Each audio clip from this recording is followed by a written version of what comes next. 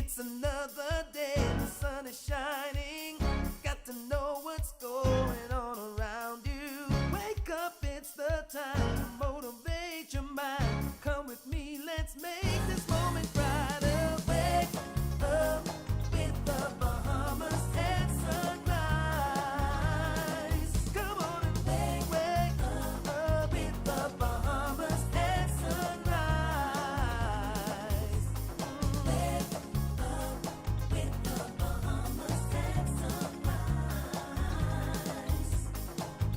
Wake up with the Bahamas at sunrise. Hey.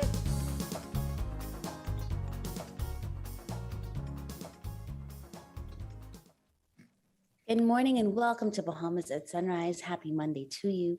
We're certainly glad that you've joined us this morning. I'm Anastasia Palacios. Good morning. Happy Monday to you. I'm Philip Simon. It's the start of another week. It's the 8th of November. A significant day all around, I guess, for those people who like to travel to the US, right? Indeed it is. I finally broke our 2 years at home by making a quick trip over myself, and the plane was full. And so I guess that's because people wanted to beat the requirement for vaccination. Of course, I've been fully vaccinated for some time, so that was irrelevant to me. But yes, it is. We're going to see whether or not those vaccination numbers go up, certainly as we get nearer to the Christmas season and more people get bitten by the bug to move again. And so, yes, significant day indeed. Yeah, well, listen, happy Monday to all of you. Thank you, as always, for tuning in to Bahamas at Sunrise. We really look forward to you so early on Monday morning, Star. Don't know if that was a bit of sarcasm there, but we certainly are looking forward to today's show. Phil, how was the weekend for you? Good, actually. I mean, I really try to make them count. Try to do things with my kids if they let me, because, what I'm figuring out is I got to get into their schedule as well. I get to the end of the week, and I'm like, all right, okay, we're going to do this, we're going to do that. And then they're like, well, we got this plan, Dad. Actually, I have plans, Daddy. Like, so sorry, but Jamie's clearly having a party this weekend. What are you talking about? Yeah. But it was good. It was good. I caught up on some TV, just hung out a little bit with some friends, and that's it. I mean, it kind of just flowed. I didn't do too much work at all. So good weekend. What about you? That's awesome.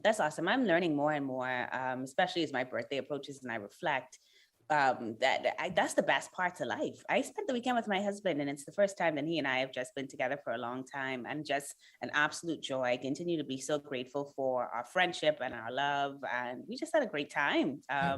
Missed our babies. What were they? We talked to them. Oh, we took a quick trip.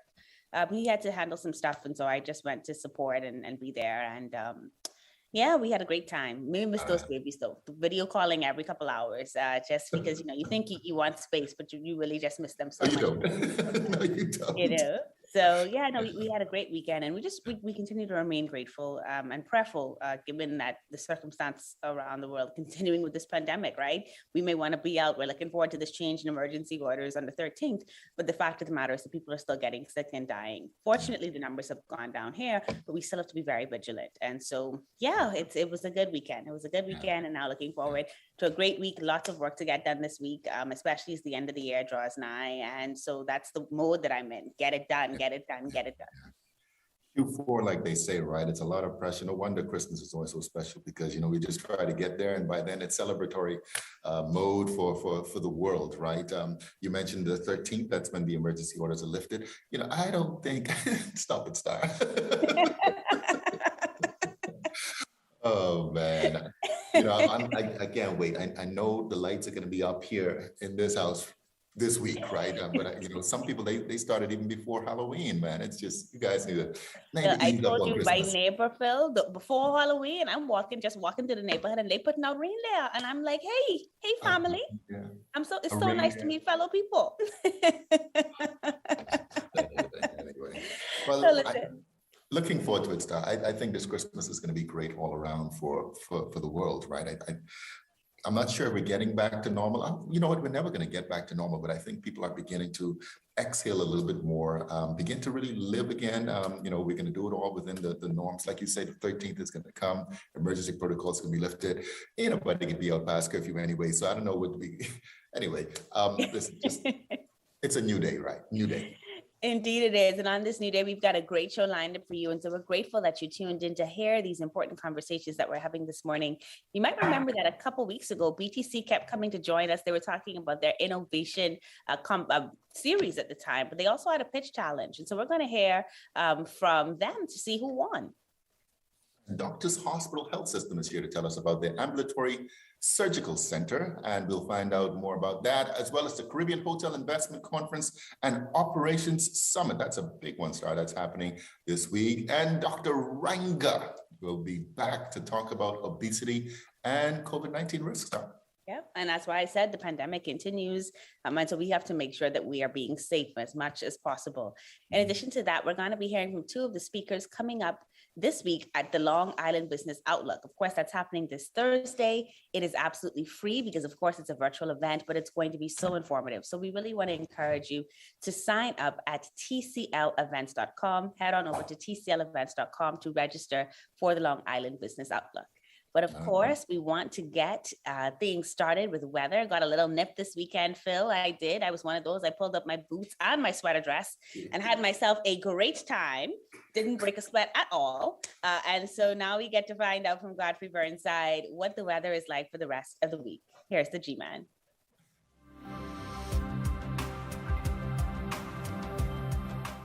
Weather at Sunrise, brought to you by Bahamas First. What's first for you comes first for us.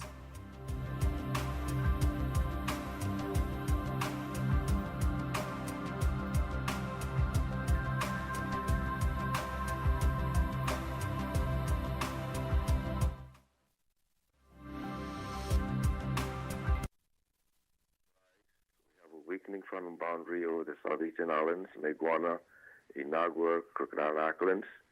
High pressure building to the north of the islands. And we have a non-tropical low pressure area north of the islands that generates some hazardous wind conditions over the northwest Bahamas. Today, partly sunny, breezy, and mild over northwest and central Bahamas. Variable cloudy, a few showers, even a possible thunderstorm over the southeastern islands, high temperature reaching 81. Tonight, a few clouds around over the northwest and central Bahamas, partly cloudy and mild with a few showers over the southeastern islands, low going down to 67 degrees Fahrenheit. And some region highs and lows across the Caribbean, Barbados, 87 and 79. In Jamaica, 86 and 74. In Trinidad, 88 and 78. And the Turks and Caicos Islands, 85 and 70. Across North America, Atlanta, 64 and 40. In Raleigh, 66 and 39. In Miami, 78 and 63. Dallas, Texas, 74 and 49, and Toronto, Canada, 55 and 43. As you go through the week high pressure across the islands, but having some breezy conditions generated by that non-tropical low north of the islands. But by the weekend, come Friday into Saturday, we look at another cool front to move in the islands, and that'll bring some scattered showers and some isolated thunderstorms, although some in the condition. Temperature daytime through Wednesday in the low 80s at daytime, mid-60s at nighttime. And by Thursday, we warm up into the mid-80s at daytime and the upper 60s to lower 70s at nighttime. That puts you up in your first look at weather at sunrise. I'm Godfrey Burnside. Back to you, Phil.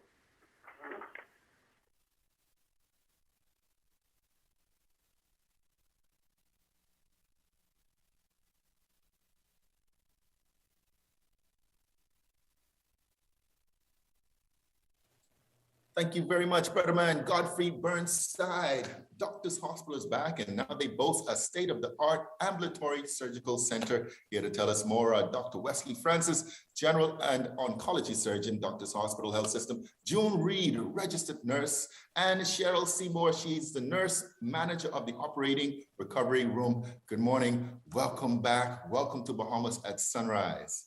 Good morning. Good morning. Good morning. Always a pleasure. I mean, you know, we had the president on, was it last week? I think it was last week, man. These weeks are just rolling into each other. But Doctors Hospital has just been doing its thing. You've been so present. throughout the last, feels like 2 years just straight, so many new things, but today we're talking about an ambulatory surgical center. Wes, I don't know if you're going to take this first question, but what exactly is that, and what is the focus of it? Well, the whole focus really is expanding again Doctors Hospital OR services and reaching out to those people who require smaller procedures. They don't need to be in hospital to be admitted, and so we're taking them outside of the main campus, putting them in a smaller environment, an environment away from, more private environment, but still bringing the same level of care, still bringing the same brand, that trusted care that Doctors Hospital puts forward. And it's the same team, it's a great team, and all the things that we do and exciting things that we do at Doctors Hospital Maine, you can still get at the same ambulatory center. And so the kind of procedures are, for example, hernias, what we call lumps and bumps, endoscopies. These are the kind of things that we can get done in that environment away from the main hospital, yet maintaining the same level of care, same brand, and just servicing a different population. All right. Well, listen, when you talk about the same level of care, I love doctors, but I really, really, really love nurses. I mean, we got Nurse June Reid and, of course, Nurse Cheryl Seymour. Tell us a little bit more about the quality of the facilities and the care, whether it's the equipment, the staff, the specialists that we can expect to see and partake in at the center. Okay. At the center, we have 2 operating rooms, 2 pre-op and 2 post-op bays. So it is a more cozy environment. It's not as busy. It doesn't have the hustle and bustle as the main OR. So you come in private area, you come in, no crowds or anything. We are tailoring everything to just meet your needs, to just smoothly glide in and glide out. We will have the same staff there to offer the quality service that we do at the main campus. So it's a more quiet environment. As the hospital is a bit busier now, people want to get away from the main hospital. They feel a bit timid about coming there. So we're giving you something else so that you can come in and come out without the crowds around you. Yeah. I mean, when you talk about the main hospital, sometimes, I remember doing a couple of procedures, and the first thing they do is they take your blood pressure, and just sometimes the environment alone spikes me up. I can't get any care until it goes down. But Nurse Reid, expand a little bit more on what are the benefits to patients using this particular center? Okay, some of the benefits, cost effectiveness. And also, as we said, it's a smaller environment. And there is the new process of online registration. So everything is done online.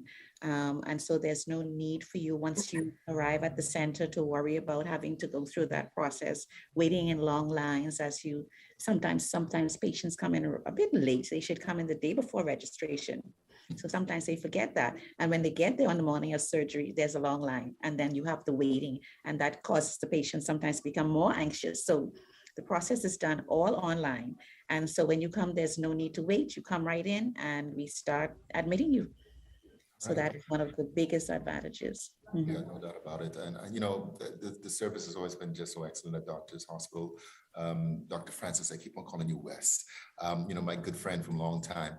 But this is one of those things where, so many things have happened in the last 18 months or so.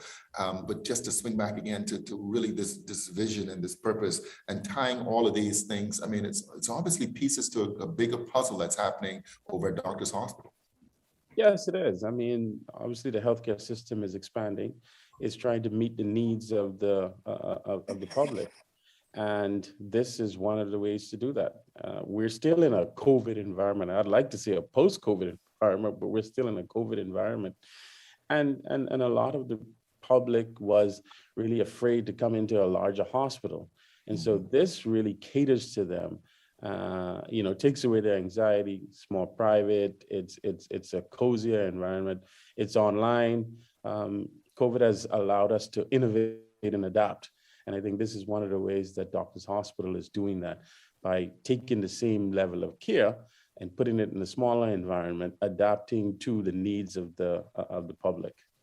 All right. Okay. So practically speaking, Nurse Seymour, I imagine, small environment protocols are still the same, Protocols are still the same. We follow the same protocols according to JCI and the policies that we have at Doctors Hospital. So protocols are still the same.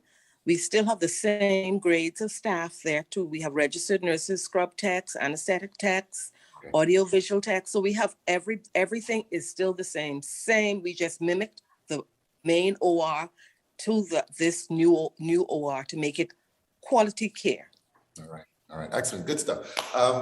Nurse Reid, going to give you the final word. Just tell us more. Where is it located? In my mind, I'm still thinking Collins Avenue, but maybe it's not there. What are the hours of operation? Open door policy? How do people contact you? All of the details. Okay, we're located that's number 68 Collins Avenue. A Centerville Medical Center is just across the street from Calvary Bible Church. The hours are 7 to 3, but we want to extend that to later because we're taking the patient care up to 23 hours. Okay. And so we're extending to that and 7 days a week. Once we get the patient load up to that quota, 7 days a week, 7 to 11. And Ms. Seymour, can you give them that number, how to contact us, please? It's the main, you can call it through the main hospital number, and they will direct you to patient registration to make your appointment, or your physician will also guide you, and they will guide you to whom you should call to make the contacts. In patient registration, Ms. Campbell in patient registration is responsible for some of that, and so they will guide you through the physician will guide you first. The physician will make the call to us, and then we will just speed you through the process of getting registered. Okay, all right. I know I said final word to Nurse Reid, but Dr. Francis, again, any final thoughts, particularly to the Bahamian people, and I would imagine this is a center that will obviously be international in nature as well. Yeah, I mean, like I said before, this is just the same brand, the same trusted care now that is expanding to meet the needs of on the demands of the public, and that's the mantra of Doctors Hospital now, and we're going through a significant expansion, and the public will definitely see that.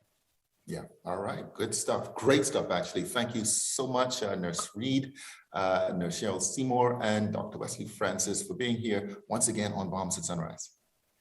Thank you. All Okay, right. bye-bye. Bye-bye. Watching Bahamas at Sunrise, we'll be right back. First, it's more than just our name, more than just our achievements. It's our nature, and it's where we put our customers. At Bahamas First, we've refreshed our look, but our nature remains the same. We design insurance solutions that protect our customers from life's uncertainties, whatever they may be. We equip you for the future so that you can recover stronger. Bahamas First, what's first for you comes first for us. Our world has changed. Many businesses have been closed for months, with little or no access to their customers, until now. Rev Media can help you remain connected to your customers. Our trusted customized advertising packages and personalized consultants will provide your business with immeasurable support during this challenging time. Your customers are already watching. Rev Media can help you to remain connected. Call us today. Let us help you.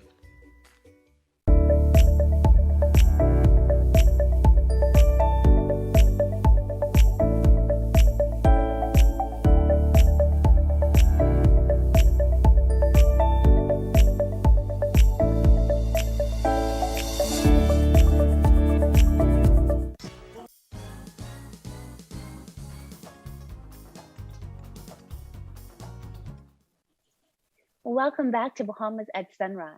CHICOS, the Caribbean Hotel Investment Conference and Operations Summit, is the premier industry conference for the region, and it's happening this week at Bahamas.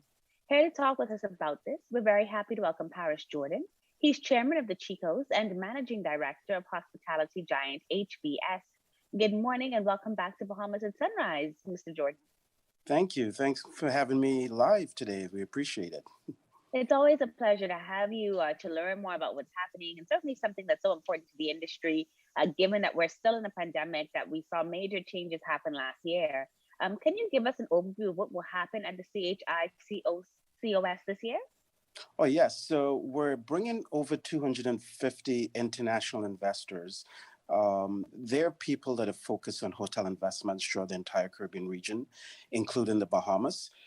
They stem from hotel lenders that lend hundreds of millions of dollars in hotel deals, hotel owners and developers looking for new opportunities to build hotels in different islands in the Caribbean and to acquire hotels. And among the other investors, you have like construction companies, architects, a lot of government representatives. So they'll all be at CHICOS, which starts Wednesday, November 10th and runs through November 12th, Friday morning. So it's going to be like a couple days here at the Grand Hyatt at Bahama. All right.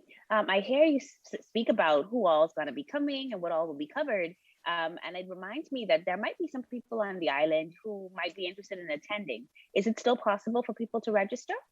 Yes, in fact, we have a local rate. If you go to the CHICOS website, you will find the local rate, and the local Bahamian community is more than welcome. And while we have the international investors, the local investors or business people can find opportunities to get deals done. Whether you have a small asset or a piece of land somewhere in Nassau or on the out islands that has been in your family and you've wanted to develop it, this is really a good opportunity to rub shoulders and network with some of the international leaders that can help you put a deal together. So for example, if you wanted to do a deal, you'll find like the different hotel companies, you'll find different construction companies, different architects, the government representatives are in the room. So it helps you fill up that Rolodex. So when you're ready to pull the trigger, you're all set to go. And the local rate for the international attendees, it's $1,695 as of this week, but there's a local rate being offered for $1,395, which includes 2 days. Okay, and it's 2 days. It's 2 days, it's networking sessions, it's events held at Bahama, different networking events, lunches, breakfasts, presentations, panels, and networking sessions over 2 days, correct. Excellent, excellent. And can you tell us about some of the presentations? Maybe what are some of the themes that will be covered in those presentations?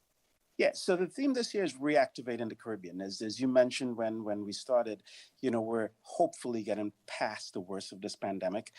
We've seen improvement this year compared obviously to last year. And in a lot of the Caribbean islands, including the Bahamas, we've seen steady growth every single month since the start of 2021. And in some instances, we're actually doing a little bit better than 2019, which was the peak year. So the presentations and the theme of the conference is reactivating the Caribbean. So we're going to talk about what has happened during COVID, what is happening currently, and what we see over the next 24 months. Now, no one has that crystal ball to know what exactly is going to happen, but we think that the Caribbean is positioned, including the Bahamas, to really benefit from all the pent-up demand. Like people want to travel, they want to get out there, have fun with families. The leisure market is doing tremendously well. So these presentations will cover that. We have one-on-one interviews. So we have, for example, the Prime Minister of the Bahamas will speak. The Minister of Tourism is speaking. We have the President of Bahamas speaking. We have the Commissioner of the U.S. Virgin Islands, which is doing excellent this year. He's also speaking. We have owners and developers that are speaking. So, and bankers. So it's just about reactivating the tourism industry and hopefully primed to be ready for the next 24 months as we anticipate it's going to get stronger and stronger. Excellent, excellent news to hear. And certainly it sounds like it's a conference where you want to be in the room to hear directly from these people yourself. And then, like you said, the networking sounds masterful. Now, this is the 10th anniversary of CHICOS, and my co-host Phil Simon, he was on before you and I came on air talking about, remembering when you were starting. So for you, how has the conference gone and how do you feel as you celebrate year 10? Yeah, it's, it's like I'm coming back home because I'm originally from Trinidad. I've lived in the US for 20 years, but I did live in the Bahamas for 4 years. And during that time, we actually launched CHICOS back in 2010. It was our first year. We had done it at Atlantic. And we're so happy to bring CHICOS back to the Bahamas. It's a great island, great airlift. I have a lot of friends here. It's just a great opportunity for the Bahamian people, but also for us to bring it back to Nassau, Bahamas. So we're excited. And it's grown. The conference has grown year over year. It's become the premier conference to attend if you want to get a deal done in the region. So we're very happy to be back, very happy to be in Bahamas and in Bahama this year. All right, well, excellent. We want to congratulate you on certainly 10 years as a milestone, and I'm grateful, of course, that you came back to where you started and that you're getting to see us even as we manage and rebound from all that has been going on. Again, if you could just give us the information on how we can contact you, how we can reach out to you for those who do want to register, what website they need to go to, are you on social media, how can we keep up with you and kind of find out what's happening with CHICOS as the years go on? Yeah, so we're on LinkedIn. We also have a website. So if you go to HVS CHICOS, you Google HVS CHICOS, you will find it. There is a local rate, and that will be available. I can be emailed at pjordan@hvs.com. So I'll say it slowly. So P for Parris, and then Jordan, the way Michael Jordan spells it. So pjordan@hvs, Harry Victor Sal, pjordan@hvs.com. If you email me, I will forward the link to you to get the reduced rate. All right, excellent, excellent. Well, Mr. Jordan, we want to thank you so much for joining us this morning on Bahamas at Sunrise. Incredibly excited to hear all that you've mentioned, the fact that we are doing pretty well given the seriousness of last year, and that in some instances, those numbers actually are doing better than 2019 numbers. And so we're hopeful that trend will continue. We're hopeful that even as this conversation happens over this week, that people will continue to look at more sustainable ways of development, and that there will be more opportunities for us to get involved. And so grateful that you've offered that local rate for those who are here and want to learn more and want to see how they can be a part of the development to do that. Thanks again for joining us this morning on Bahamas at Sunrise. We appreciate it. Thank you so much. Bye-bye. Bye. You're watching Bahamas at Sunrise. We'll be right back.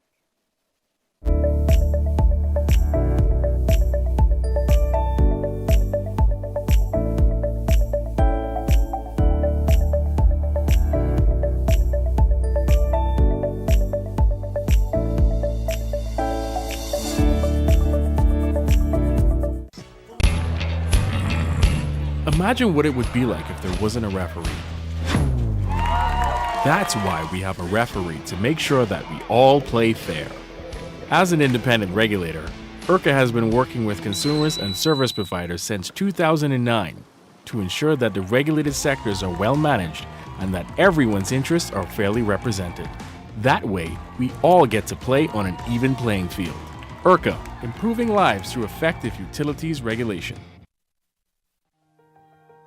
Hi, I'm Dr. Rangarajan. Hi, I'm Dr. Munish Sharma. Hi, I'm Dr. Valencia Johnson, Director of Ambulatory Services at Doctors Hospital.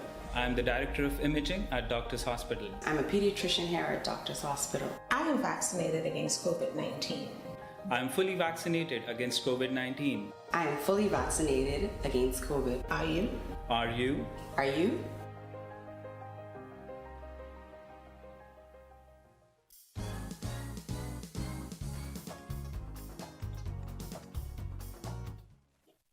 Welcome back to Bahamas at Sunrise. Research shows that a higher COVID-19 morbidity and mortality rate is linked to those with high obesity due to SARS-CoV-2, triggering an inflammatory response in fat cells. Here to explain this with us once again and discuss when a surgical weight loss solution might be needed is Dr. Ranga. He's consultant surgeon at Doctors Hospital Health System. No stranger to Bahamas at Sunrise. Good morning, Doc. Welcome back. Morning, Simon. Thanks for having me again on the show.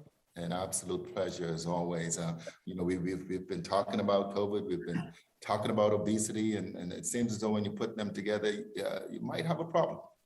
Exactly, yeah. So, I never tire of talking about obesity and its treatment, and, that being my specialty. I cannot stress enough the whole, the problem, burden of obesity in the population, yeah. How has COVID-19 put obesity under the microscope? Yeah, exactly. So that's the thing. It's very interesting because, you know, on the one side, we're studying about obesity and how to tackle the problem and all that. Now with the COVID pandemic, now we got another interesting scenario here. And interesting, not in a good way. The doctors around the world, it's not just one country or one kind of people, around the world, whether it's Asian or American or whatever, they found an uncannily high incidence of hospitalization, ICU, death, everything in obese patients with COVID. So now at the end of 2 years, we have data. I've referred an article that studied 400,000 patients. 400,000 patients. That's the size of the Bahamas itself. Yeah. Mm-hmm. So that many patients were studied. Yeah, from around the world. Mm-hmm. And we have the figures here. Yeah. So obese people with COVID have more than 100% chance of being hospitalized compared to normal weight people with COVID. More than 100%. Number two, the obese people with COVID are 74% likely to be admitted to the ICU. Means the disease is more severe, obviously, because that's when we need to go to ICU. So 74% of, so these are significant numbers, yeah? And last and most important of all is the death rate, yeah? So obese people with COVID-19 are 48% more likely to die. 48, that's almost 50% more likely. Then, so all of these numbers are significant. So there can be no doubt that COVID-19 in obese patients is worse than COVID-19 in normal patients, normal people. You know, I mean, you've talked about this before, and we talked about solutions to obesity, but you know, what is it? I mean, what is it about the biology or the chemistry or what the science, I would imagine, of obesity that worsens COVID-19?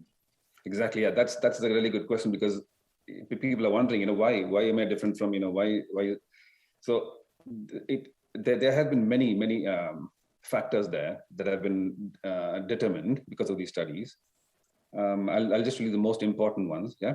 So number one is the impaired immunity. So obese people in general have impaired immunity in general. Yeah, that we know even from before COVID. Mm-hmm. We already know that.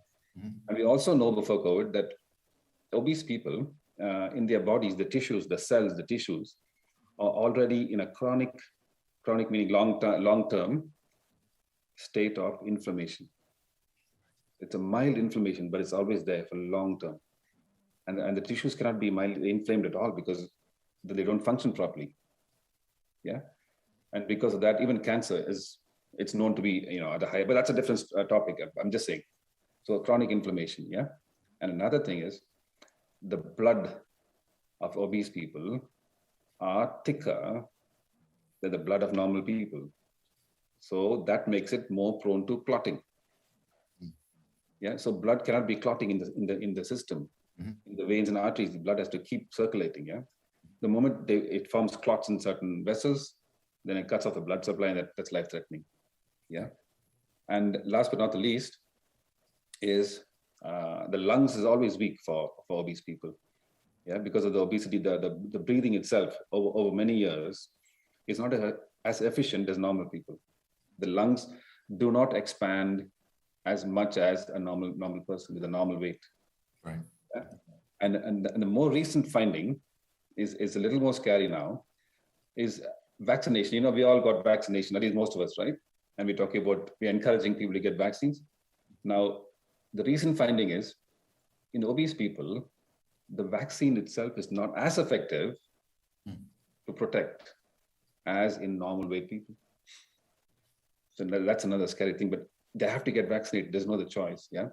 Right. But having said that, it's definitely less, efficacious. Well, I mean, red flags, right? Red flags all around, even under normal circumstances. Even under normal circumstances, we have to be obese, but certainly it just goes through the roof when we're talking about the threat of COVID-19.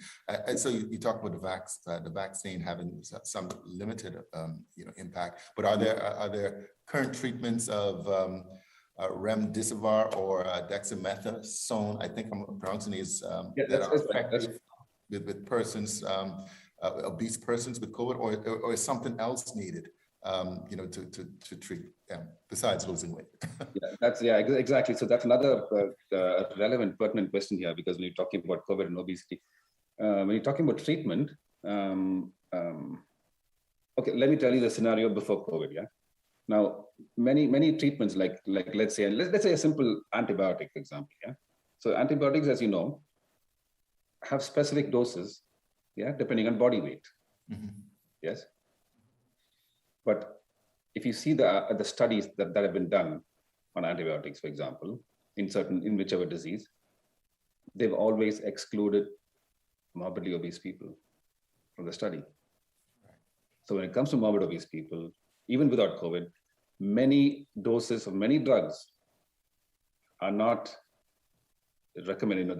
There's no prescribed proper dose for them. Yeah, including blood thinners. Blood thinners, yeah. So blood thinners, do we give the same dose?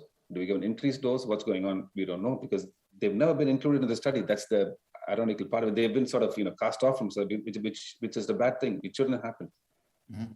They are people as well. They are patients as well. Obesity is a disease like any other disease. Yeah. So the point here is they should be included in all the studies. Yeah. So right now, antiviral drugs, steroids, which are commonly given for people with COVID, mm-hmm. Nobody knows what dose to give morbidly obese people. Right. Because it's never been studied before. Yeah. Yeah. The only thing that's been studied is blood thinners. At least one thing has been studied. So morbidly obese people with COVID do get a higher dose of blood thinners, mm-hmm. and that has shown benefit. Yeah. That's the only thing. But I'll tell you what, I mean, I guess the bottom line is to try to prevent getting to the point of being obese and overweight. But once you're there, I mean, again, there are beyond the treatment. There are options, for persons to whether it's the gastric sleeve or the balloon. You've talked about this before, but really quickly, I mean, what is the best solution for persons who find themselves in this situation? Absolutely, yeah. So I guess, coming to the all-important question, is how do you treat these morbidly obese people? Yeah, like you said, most of them will not end up doing well without intervention. Right. With just the diet control and exercise. And some weight can be lost. Of course, as far as COVID is concerned, any weight loss is beneficial. Any weight loss, 10 pounds, 20 pounds, 30 pounds, 40 pounds, any little weight loss is definitely beneficial. Yeah. But a sustained, a significant amount of weight loss can only be achieved with intervention. Mm-hmm. An intervention, we're talking about either the gastric sleeve, which is surgery, or now we're starting a new program called the gastric balloon. We put in it's like a non-surgical, it's a procedure, but it's non-surgical. We put in a balloon and that sits in the stomach and makes you feel full and you eat less. But that's temporary. So surgery is a more permanent form of treatment. When we actually do a surgery, go in and create a narrow stomach, and thereby a patient has no hunger and ends up eating less, and thereby losing weight. So a gastric sleeve is good for weight loss. I would say 80 pounds to 100 pounds at least. Over 8 to 12 months. Okay. It's a gradual weight loss. And the good thing is if everything is planned carefully, they do lose the weight and they keep it down. All right. Dr. Ranga, we know Dr. Jeanette Martin will continue this conversation with us in another show and help us to, continue to understand what, the metabolic syndrome more fully. But exactly. Again, very, very shortly as we wrap up, how important is it for people to really listen and take action? I mean, obviously you don't want to get COVID, but under even normal circumstances, your life is at risk. Exactly. Yes, Simon. So the next segment, so talking about metabolic syndrome, just a little word on metabolic syndrome. So metabolic syndrome is a combination of 4 diseases. It's a combination of diabetes, hypertension, high cholesterol, and obesity. So when you have all these four together, we call it metabolic syndrome.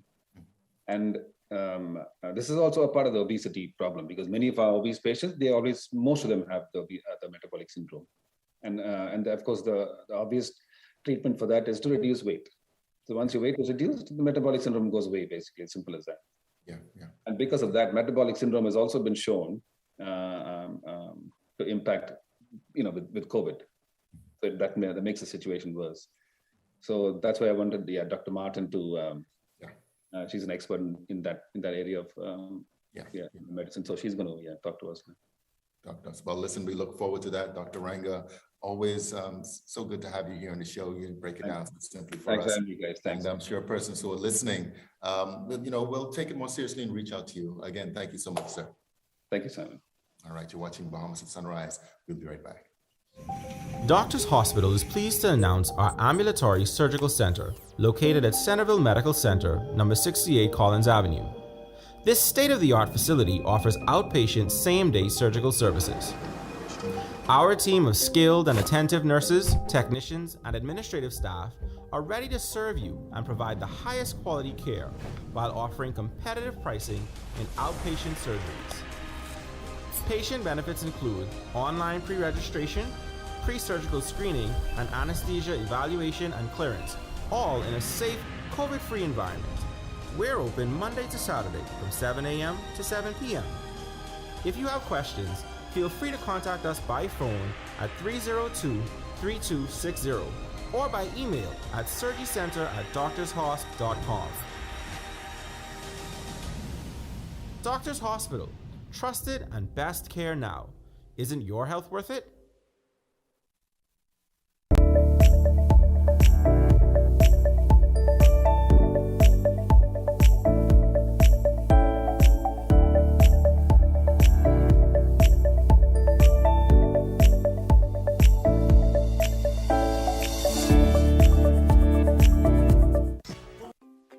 One thing, two things, blue thing, old things, things that are small, things that are grand, things that fit just right, and in the palm of your hand. Fox Hill Nursery, a large selection of garden supplies. If you can see it in your mind, you can find it at Fox Hill Nursery.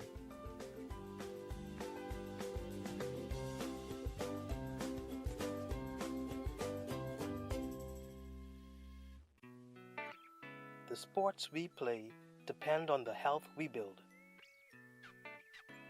So let's stay healthy. Wear a mask and practice social distancing and hand washing to protect yourself and others. Remember, COVID-19 is not a game. A public service message from the Bahamas Olympic Committee.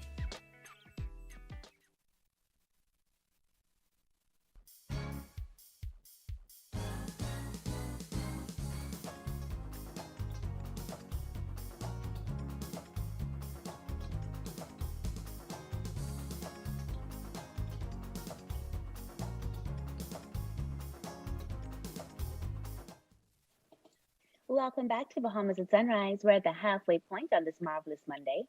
I'm Anastasia Palacios. I'm Philip Simon. Happy Monday to you.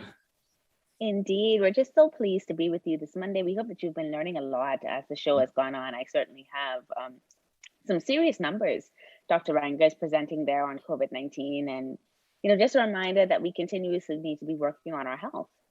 Yeah. And a reminder that, this thing is still evolving, right? I mean, it's still being researched. You're still getting numbers. I mean, like you said, shocking numbers. I mean, but again, not completely surprising when it comes to obesity, right? It's just. No, we've got a lot of work to do as a nation in terms of how we respond to obesity. And, it's really, people always talk about the people with COVID who pass away for the most part had underlying conditions. But very few people acknowledge that there are socioeconomic underlying conditions that cause those conditions to begin with, right? And so that those are the underlying conditions. And so, yes, even in this new day, there needs to be a continued focus on how we bring this nation to a healthier one And what we teach, what we train, what we offer in our school systems, it's just so much bigger than something as simple as you're too fat, right? There's so many circumstances that lead to that. But another conversation for another day. We got more to come in the second half. We're going to be talking to two speakers who will be sharing at the upcoming Long Island Business Outlook. And BTC is back to let us know who won the Innovation Pitch Challenge. I got to break it up, Star. And before we get to any of that, we're going to take a second look at weather with Godfrey Burnside. Oh boy, the G-Man.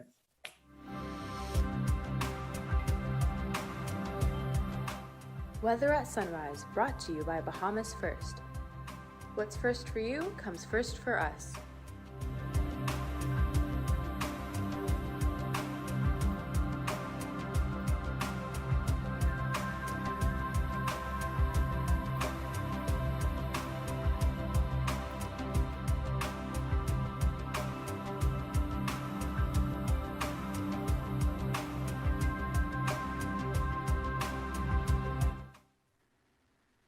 Thank you, Stan. Good morning, Bahamas. And yes, second look at weather sunrise. We take a look at the tropical weather outlook, and we have a non-tropical low pressure system with storm force winds located a few hundred miles southeast of Cape Hatteras in North Carolina. This system has a 10% chance of tropical cyclone formation over the next 5 days. Elsewhere, tropical storm formation expected during the next 5 days.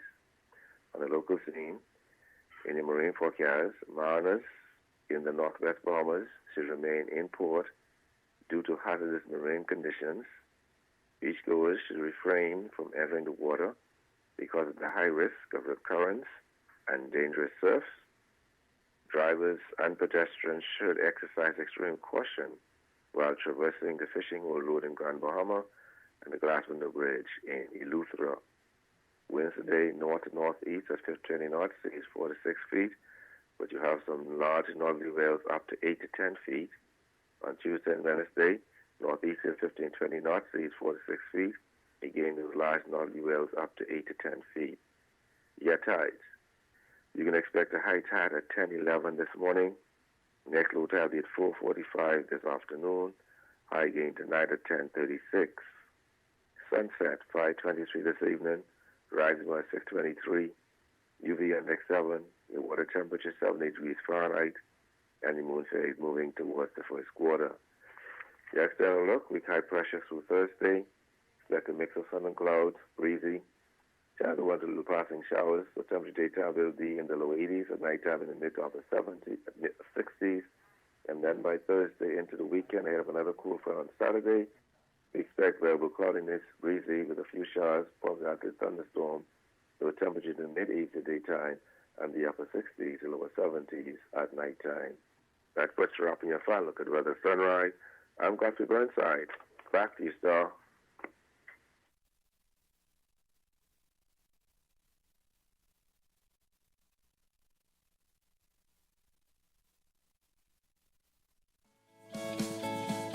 Have you heard about Trinity Christian Schools? We are a family school located on Trinity Way, Stapleton Gardens. We offer quality Christian education from preschool to grade 6. Here are the reasons why you should choose Trinity Christian Schools.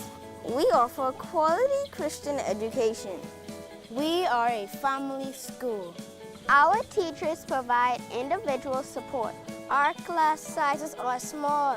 We offer a safe and happy environment. Our teachers are caring and experienced. Join the Trinity family. We want you to be a part of the Trinity Christian Schools. Come join us. We want you to be a part of our family.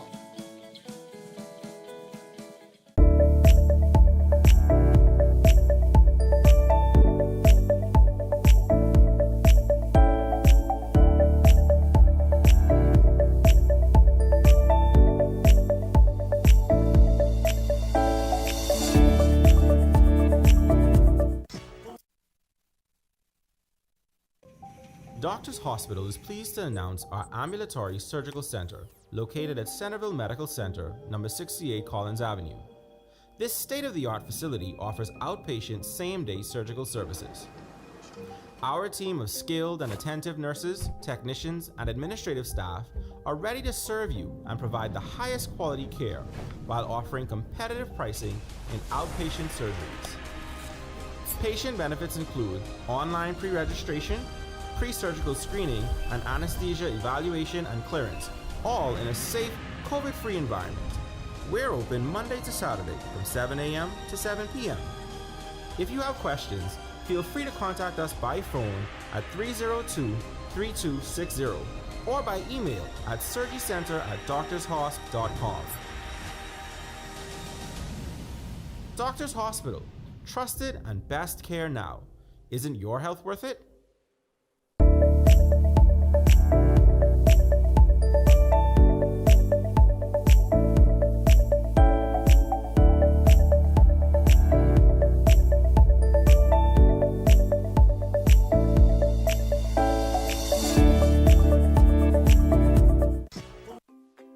One thing, two things. Blue thing, all things. Things that are small, things that are grand, things that fit just right in the palm of your hand. Fox Hill Nursery, a large selection of garden supplies. If you can see it in your mind, you can find it at Fox Hill Nursery.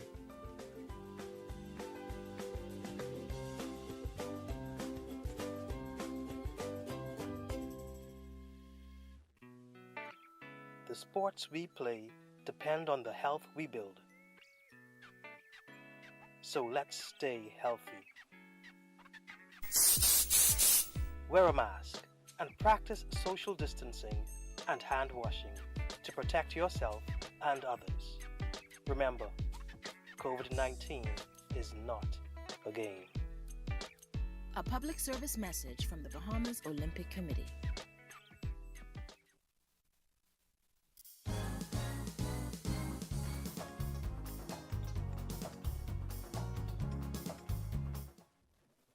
Welcome back to Bahamas at Sunrise. The 7th Long Island Business Outlook is happening this Thursday, November 11th. Joining us now, we're very happy to have one of our featured speakers, Mr. Knowles, who's the Chief Counselor for Long Island. Good morning and welcome back to Bahamas at Sunrise, Mr. Knowles. Good morning and thanks for having me. A pleasure to have you with us this morning. Of course, we love to know what's happening in Long Island. I think, you know, as a nation, we continue to admire Long Island for just its resilience, for its adaptability, and for making its own way, right? They're just great qualities that are known to people of Long Island, including, you know, being hardworking and brilliant, all of which are excellent things. But of course, much like the rest of the nation and the world, you all have had to deal with the pandemic in the last 2 years. And so our theme this year is facing unprecedented times, recover, adapt, advance. How has Long Island adapted in COVID? I think we have adapted well regards to COVID. You can see the numbers regards to COVID. Long Islanders, I think for the months of September this year and October got a little too relaxed, and you saw a spike in cases. But prior to that, we controlled COVID pretty much very well. But, you know, a lot of our guys do fishing. So our industry with regards to fishing, that expanded. And then we saw a lot of people doing backyard farming.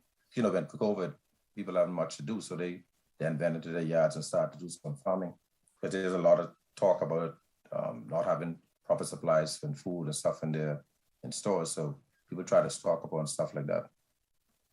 Okay, so you guys, you expanded your fishing capacity, and then of course everyone started to get some more into their own personal farming, which of course is very exciting that we have this idea that we can start to feed ourselves, right? And so people have been proud of that, I think, generally, as we talk about lessons coming from the pandemic. We're also going to be discussing the state of Long Island generally at this Business Outlook. And so as we think about that, when you think about Long Island right now, what is your outlook? Well, the main thing we look for is promise to the Key International Airport. So we're hoping to understand that being paused for right now. We're hoping that could continue sometime in the future. Then there's the redevelopment of the roads. That project has started. We're hoping that this new government continue with that. And then with the water mains, we're hoping that the Deep North and Deep South could have potable water in their homes. without the basic infrastructure, it would be too costly for any development in regards to hotels, small condominiums, and just running the business without those is really expensive. Yeah, I can imagine. And those continue to be challenges that affect us nationwide. And so we're very hopeful that you'll be able to get some resolve on those issues, as you mentioned them in the business outlook. You've attended most of our Long Island outlooks over these years, even as we continue to grow them, even as we had to transfer and transition given the pandemic. And so for you, why do you think it's important that people attend this one? You attend because we look what the pandemic has done worldwide through, and us as Bahamians, to see how much closer we could get together, and also to look at bright new ideas and ways to do businesses. Because, before, when we had the outlook, we used to sit in a room. Now we're using the media, which shows how important electronic is and the source of communication. So it should be able to unify, get our ideas together, and ensure that we as individuals and collectively as an island could develop our island better than what's before. We could regroup, refocus. All right. And I think that we have Mr. Chester Fox joining us now. Mr. Fox, are you able to speak with us? Yeah, I'm good. How are you this morning? Good morning, Bahamas. I'm very well, sir. So happy that you can be here. And Mr. Fox, I'm happy to join us because you are very involved in the fisheries and ocean economy, and we'll be speaking to that. How is the fishing industry right now? Well, I must say, so far this season, everybody been doing good. Thank God for that. It's been a good season so far. Amen to that. And what are the prospects for tapping into a wider ocean economy beyond fishing? Are there other opportunities there? Yeah, I would say so. Yeah, because besides fishing, there's at least we have the tour stuff going on, and the Bahamas is a beautiful place, so we have people who could take people out on tours and see the beauty of the Bahama Islands, all our pretty beaches and everything else. Now, I don't know all about this oil drilling and stuff. I know what that's gonna bring, but you'll see what happens. Right. Well, I'm sure that's something that you're going to be addressing in your talk this Thursday. You are also the Commodore of the Sailing Club, and you've been the Commodore of regattas. I've heard, I've not been to a Long Island regatta, but I've heard about how legendary they can be. What toll has COVID taken on the sport? Yeah, it's really hit us hard because, like you said, the Bahamas and Long Island in particular, and summer sailing is a major part of our culture.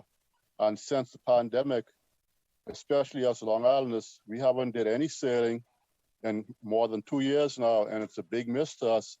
And then with all our top boats, they're just sitting there now, and we're just concerned that if we don't get something going soon, we're gonna have to do so much repairs to these boats to get them back on the water again. So yeah, it's really taking a toll on us, no doubt about that.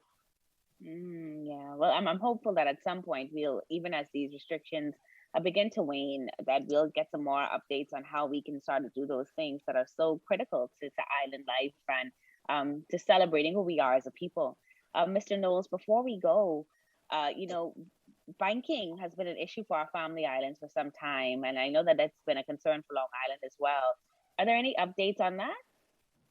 Nothing as yet. Only Omni does some services regards to business, but personal banking has been a challenge. Oftentimes the ATMs are down, and just simple transactions you cannot do. So if you need any customer service related matters, you have to call, and oftentimes you don't get through. So it's a great challenge and a big setback for the island. Yeah. Well, I'm hopeful that this and more will be addressed at the Long Island Business Outlook that we have coming up this Thursday. And so we want to thank you so much for joining us. We were speaking with Mr. Ian Knowles, who of course is the Chief Counsel of Long Island, and Chester Fox, who is an entrepreneur in the fishing industry and the Commodore of the Long Island Sailing Club. Gentlemen, thank you so much for joining us this morning. Thank you for having me. Yeah, it's a pleasure. Thank you. You're watching Bahamas at Sunrise. We'll be right back.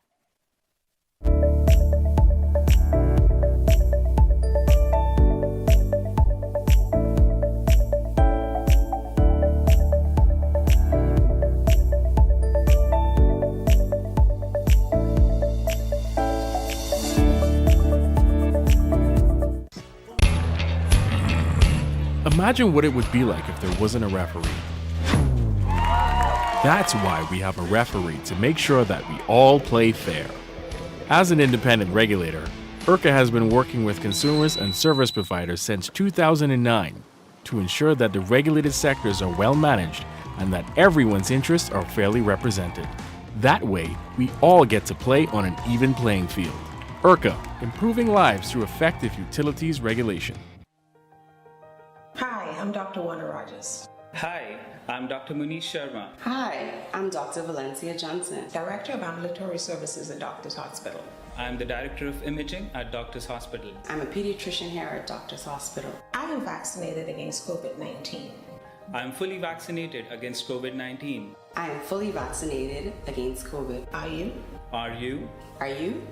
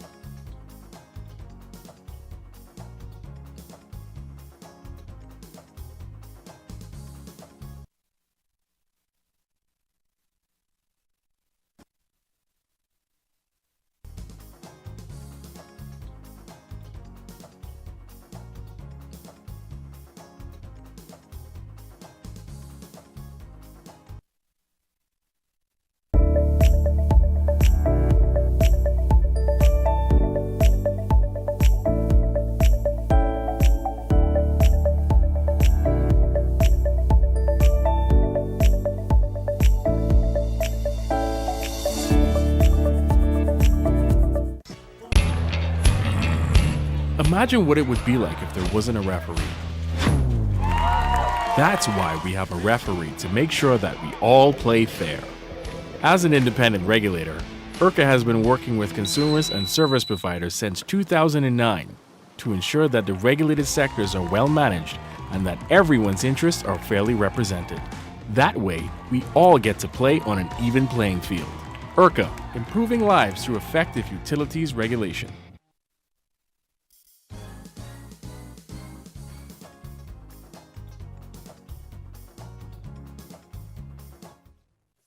Welcome back to Bahamas at Sunrise. Thank you so much for staying with us. We're now on to BTC, one of my favorite companies of all time, right? But listen, Teneile Simmons is back. She's the head of small and medium businesses. Teneile, over 230 businesses participated in your first innovation pitch. And of course, joining you and joining us this morning are the winners of that pitch competition, that pitch challenge. But for those who didn't hear about it, those who didn't participate, really quickly sum it up for us all. And then, of course, you can introduce the winners. Absolutely. Thanks, Bill, and good morning. So last month, we celebrated Small Business Month, and of course, the Innovation Fridays or Small Business Fridays that we launched in conjunction with Small Business Month. And we were so excited because we hosted 4 workshops with keynote speakers, featuring keynote speakers in Barbados, Trinidad, Jamaica, and of course, the Bahamas. And each of those weeks, we also had a hands-on workshops where persons can learn what they needed to do in order to get more digital in their business, to take payments online and all that great stuff. But the highlight of Small Business Month for us was the first time we actually introduced our business pitch competition. And just to give you an idea of this, we actually partnered with businesses, small business owners, to actually get them to pitch their business in a 2-minute video clip from Barbados, Trinidad and Tobago, Jamaica, and of course, the Bahamas. We rounded up with over 230 submissions from all 4 countries. And I'm so excited that the Bahamas is in the top 3. Caribbean Cuisine, and that's owned by husband and wife, Denise and Philip Poitier. And the Caribbean Cuisine, as they will let you know, is a virtual and in-person cooking experience. And they were able to just, show what it is. I was so excited to see a taste of the Bahamas, in all of the finalists that we saw a taste of the Bahamas in there, and they were able to garner that top 3 prize. And so I was so excited to just have them here with us today.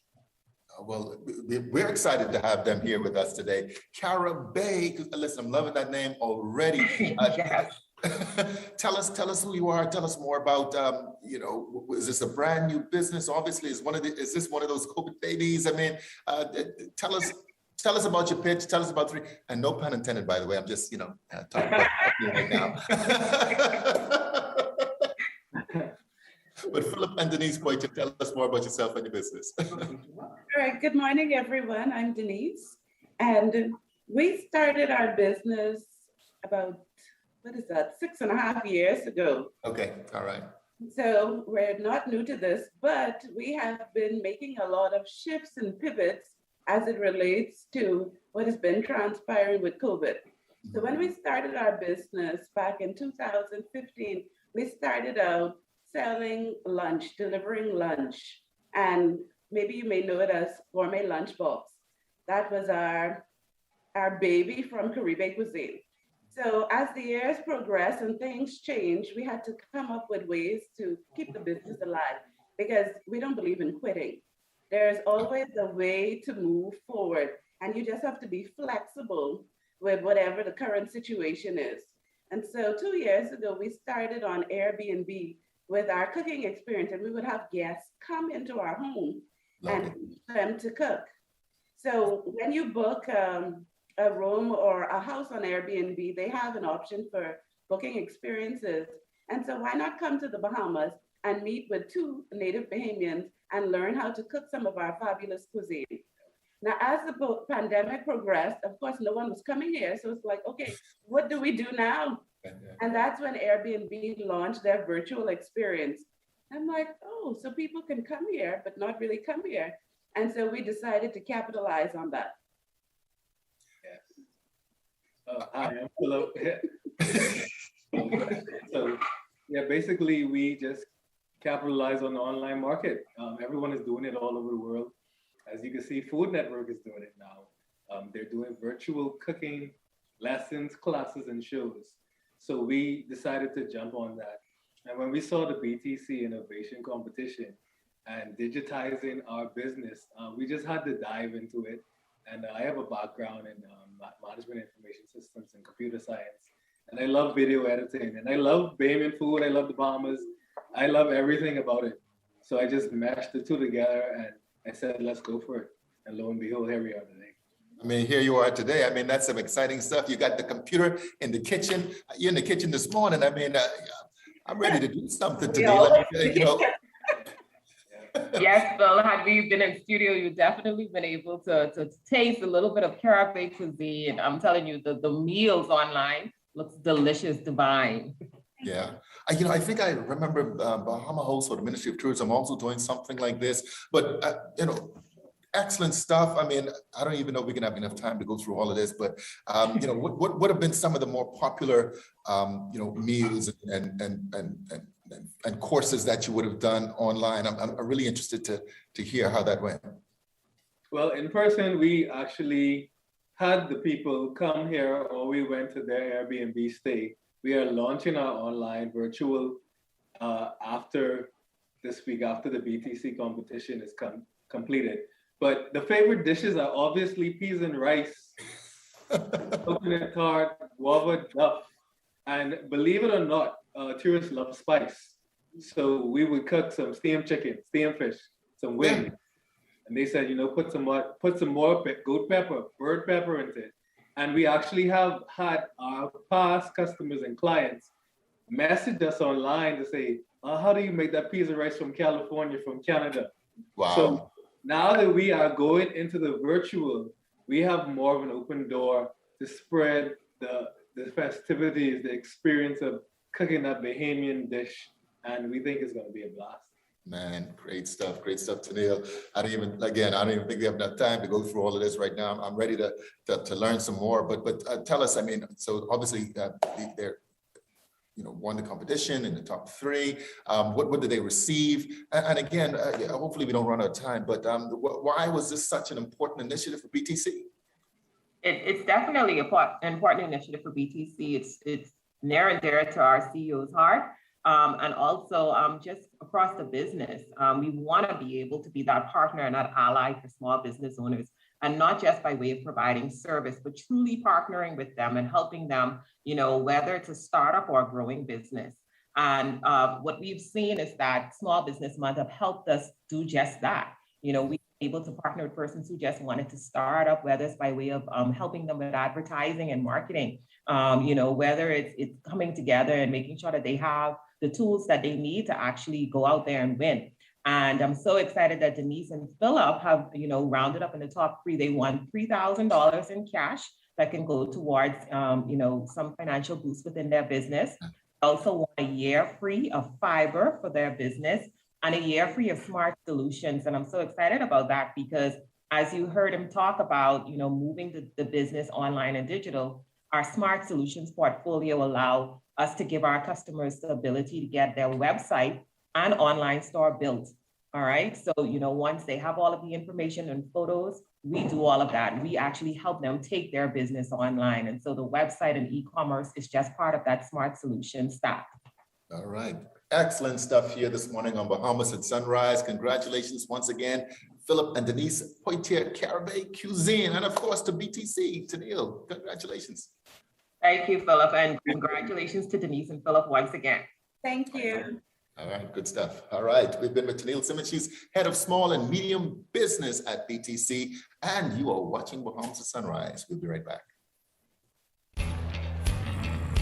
Imagine what it would be like if there wasn't a referee. That's why we have a referee to make sure that we all play fair. As an independent regulator, IRCA has been working with consumers and service providers since 2009 to ensure that the regulated sectors are well managed and that everyone's interests are fairly represented. That way, we all get to play on an even playing field. IRCA, improving lives through effective utilities regulation.